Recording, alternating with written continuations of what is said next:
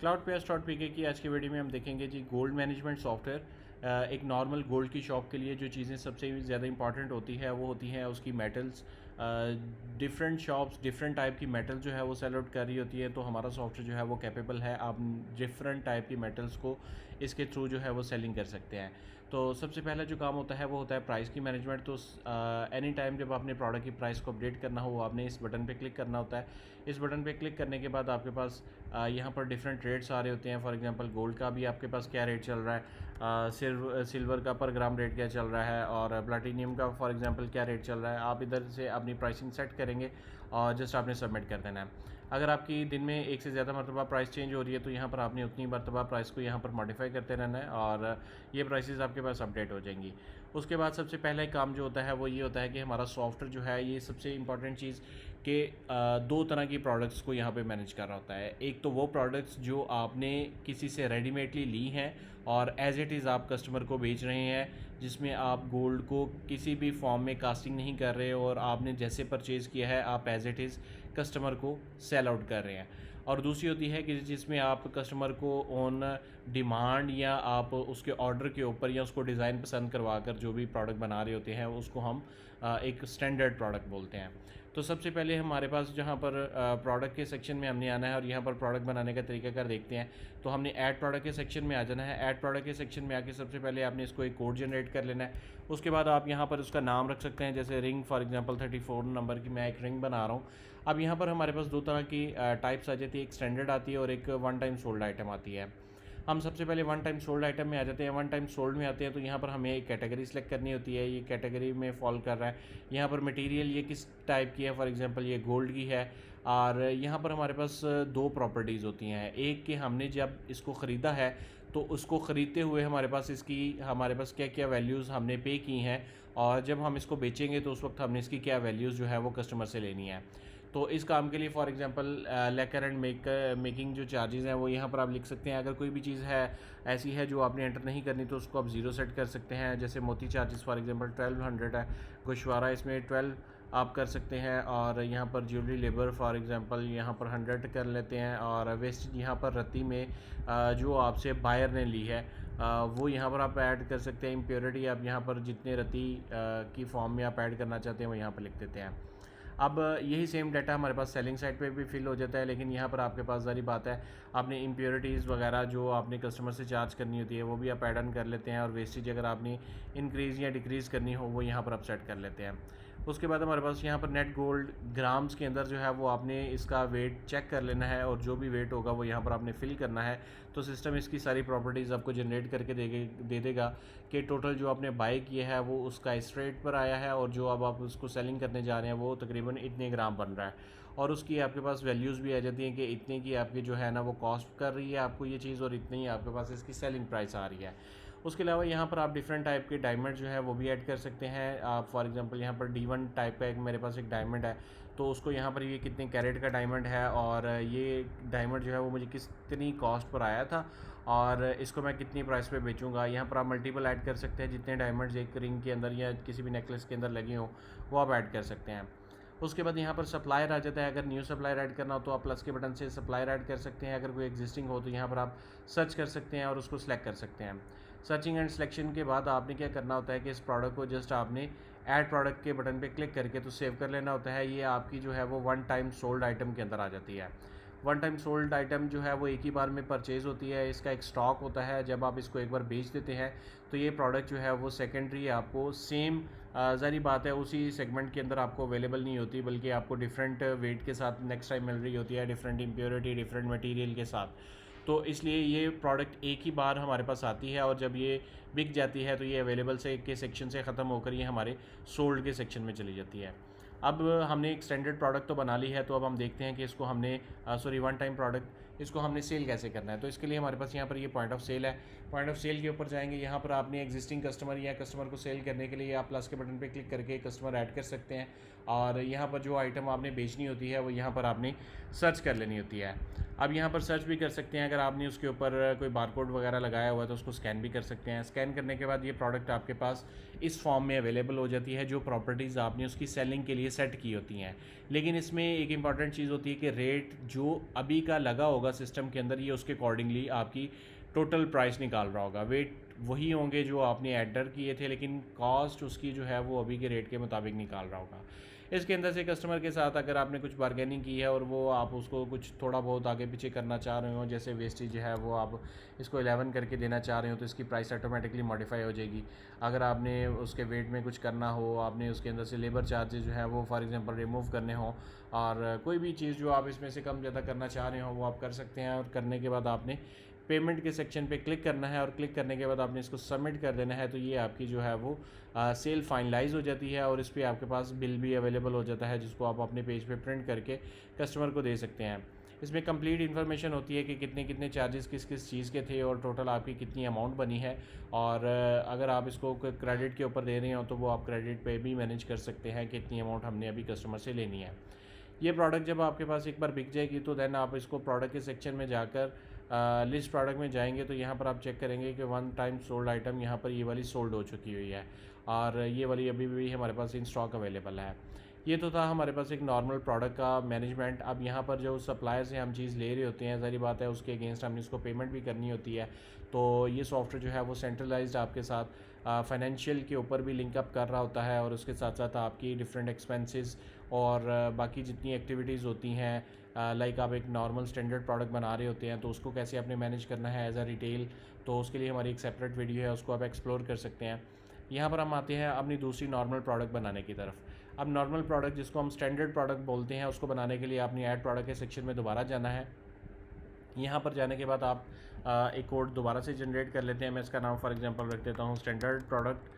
अब standard product जो है वो हमारे पास डिफरेंट पर्पसेस के लिए यहाँ पर यूज़ होती है। यहाँ पर कोई भी कस्टमर जो है वो अपनी मर्ज़ी का डिज़ाइन आपको बताकर, आपको प्योर गोल्ड देकर, या कुछ गोल्ड आपको पहले से उसके पास मौजूद है वो देकर, और कुछ पैसे देकर भी गोल्ड न्यू आपसे बनवा सकता है, या इस तरह की डिफरेंट जो भी कम्बिनेशन वो यूज़ करना चाहता हो वो कर सकता है। तो यहाँ पर हमारे पास material type for example gold ही आ जाता है, और यहाँ पर हमारे पास लैकर मेकिंग जो है वो आ जाती है, मोती चार्जेस वगैरह है, गुशवारा है, और ओपनिंग वेट ये हमारा बेसिकली ओपनिंग स्टॉक कह लें आप इसको, कि हमारे पास अभी ये वाला जो गोल्ड है एक स्टैंडर्ड प्रोडक्ट है, ये कितनी हमारे पास इस वक्त इन स्टॉक हमारे पास पड़ी हुई है। फॉर एग्जांपल 120 ग्राम मेरे पास ये गोल्ड पड़ा हुआ है। इसके अंदर हमारे पास कुछ इन्फॉर्मेशन, ये सिर्फ एक कन्फिग्रेशन होती हैं जो कि डिफरेंट ऑप्शंस के लिए यूज़ होती हैं। इसको अगर आप फिल कर देंगे तो नेक्स्ट टाइम ये ऑटो फिल आ जाएगा जब आप इस ऑप्शन को यूज़ कर रहे होंगे। फॉर एग्जांपल कास्टिंग में आप इसकी वेस्टेज रखते कितने हैं स्टैंडर्डली, इम्प्योरिटी आप इसमें ऐड कितनी करते हैं स्टैंडर्डली, टोटल लेबर चार्जेस आप इस पर लेते कितने हैं नॉर्मल केसेस के अंदर, और ज्वेलरी के केस में आप इसकी काटते कितने हैं, और टोटल इसके अंदर लेबर आप लेते कितनी है, वो यहाँ पर आपने कन्फिगर कर देनी है। कन्फिगर करने के बाद जब ऐड प्रोडक्ट आपने कर देनी है तो ये आपकी एक स्टैंडर्ड प्रोडक्ट जो है वो अवेलेबल हो जाती है। अब जो स्टैंडर्ड प्रोडक्ट होती है, यहाँ पर हमारे पास मल्टीपल सेगमेंट अवेलेबल होते हैं जिसके थ्रू ये प्रोडक्ट जो है वो ख़रीदी और बेची जा रही होती है। यहाँ पर अगर हम बाय के सेक्शन में आएंगे तो ये हमारे पास ख़रीदने की ऑप्शन हैं। इसके अंदर हमारे पास टोटल 4 तरह की ऑप्शन है। 4 में हमारे पास एक लिस्ट है, वो तमाम तर बाई लिस्ट है जो कि हमने पेमेंट के थ्रू परचेज़ की होती है, और एक हमारे पास लिस्ट होती है जो कि हमने गोल्ड के अगेंस्ट गोल्ड ख़रीदा होता है। यानी हमें वो फॉर एग्ज़ाम्पल 34 कैरेट का हमें गोल्ड दे रहा है और हमें कह रहा है कि फॉर एग्ज़ाम्पल मेरे से 18 कैरेट का गोल्ड ले लें, तो जो भी आपके कैरेट्स है 24 कैरेट का गोल्ड अगर वो आपको दे के सॉरी आपसे ले रहा है और आपको रॉ गोल्ड यानी 18 कैरेट का आपको दे रहा है, तो उसकी भी रिप्लेसमेंट इसमें की जा रही होती है। उसके अलावा वो अगर आपको कह देता है कि जी मुझे आप गोल्ड जो है वो रिप्लेस कर दें, या आप कह देते हैं कि जी मुझे इस गोल्ड को ले लो और इसके अगेंस्ट पैसे दे लो, तो उसके लिए आपने इस ऑप्शन को यूज़ करना है। तो इसके लिए हम सबसे पहले ऐड बाय फॉर पेमेंट के ऊपर जाते हैं। ऐड बाय फॉर पेमेंट करते हुए यहाँ पर सबसे पहले आपने कस्टमर को सर्च करना होता है। हमारा जो सोल्यूशन है ये बेसिकली दोनों चीज़ों को एट अ टाइम मैनेज कर रहा होता है, एक तो पेमेंट्स की फॉर्म को भी और एक गोल्ड की फॉर्म को भी। अगर तो आप दुकानदारों से काम कर रहे हैं तो ज़ाहिर बात है आपने गोल्ड के अंदर लेन देन करना है, तो उसके लिए आपके पास गोल्ड का जो करंट उसके साथ हमारा लेजर बैलेंस चल रहा होगा वो आपने इसके अंदर सेक्शन में देख लेना है। और अगर कोई नॉर्मल कस्टमर है जो कि पैसों के अगेंस्ट चल रहा होता है, उसका आपके पास पेमेंट का हिसाब चल रहा होगा, और दोनों एट अ टाइम सेम भी चल सकते हैं।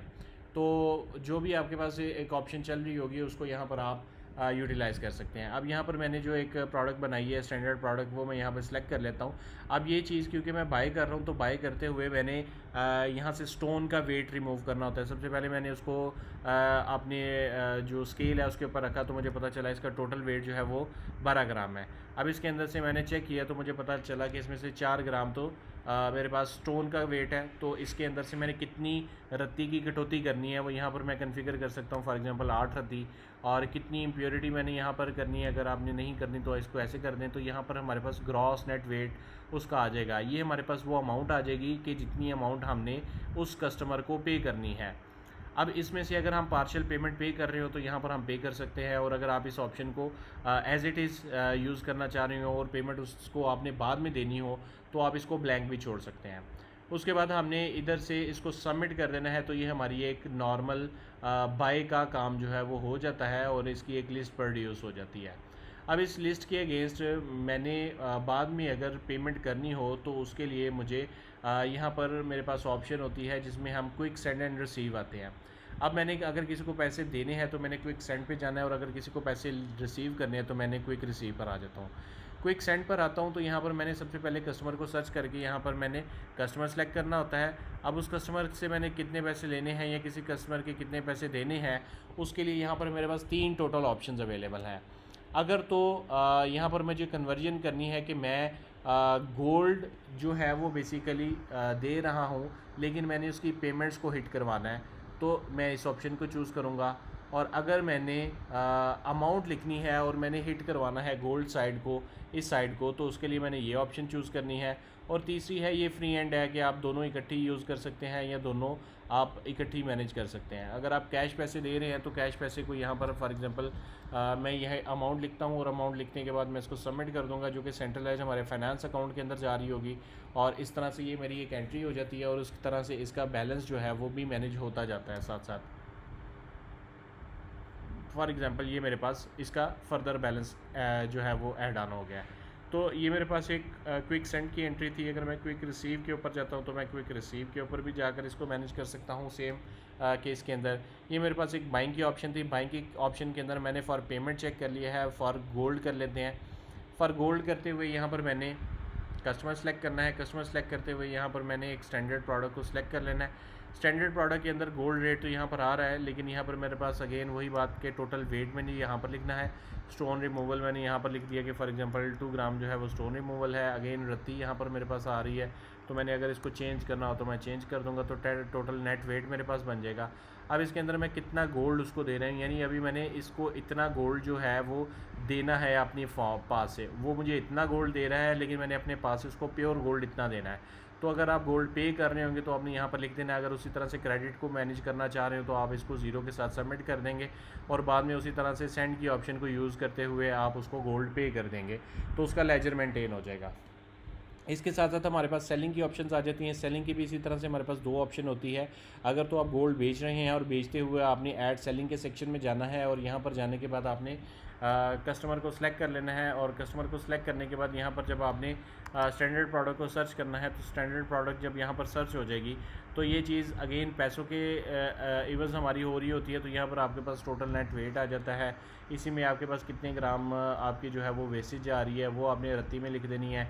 इम्प्योरिटी कितनी जा रही है, हमारे पास टोटल गोल्ड की प्राइस जो बन रही है वो ये बन रही है। इसके अंदर मैंने लेबर चार्जेस, लेकर मेकिंग चार्जेस, मोती चार्जेस, गोशवारा डालने के बाद टोटल अमाउंट मेरी ये बन रही है।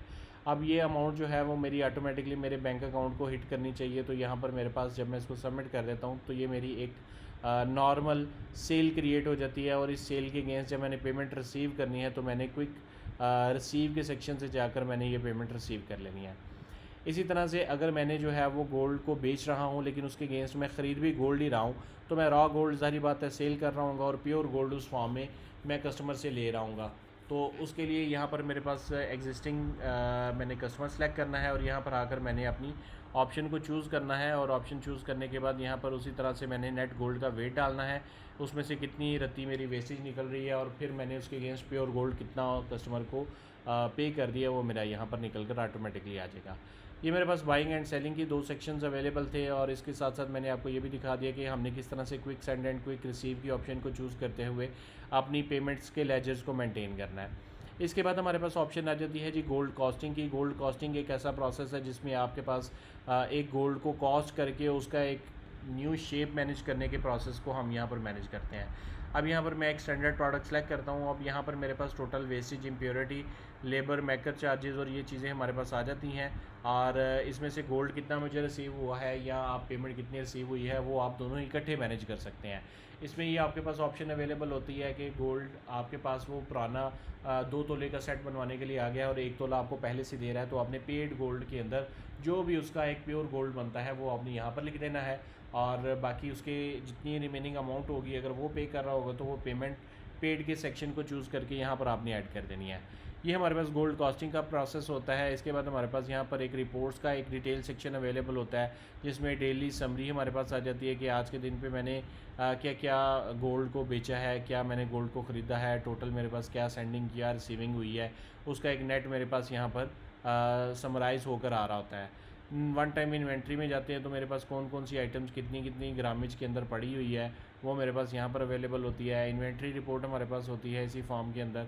और इसके बाद हमारे पास सप्लायर गोल्ड रिपोर्ट होता है कि किस सप्लायर के साथ मेरा क्या लेजर चल रहा है, उसका कंप्लीट लेजर आ जाता है। डायमंड के साथ भी मैनेजमेंट आ जाती है, कस्टमर की भी मेरे पास यहाँ पर रिपोर्ट्स और बाकी रिपोर्ट्स भी अवेलेबल हैं। ये हमारे पास एक बेसिक इंट्रोडक्शन था हमारे पास एक गोल्ड सॉफ्टवेयर का। इसके साथ साथ अगर आप रिटेल की नॉर्मल प्रोडक्ट भी सेल करना चाह रहे हो तो आप हमारी दूसरी वीडियो को एक्सप्लोर कर सकते हैं।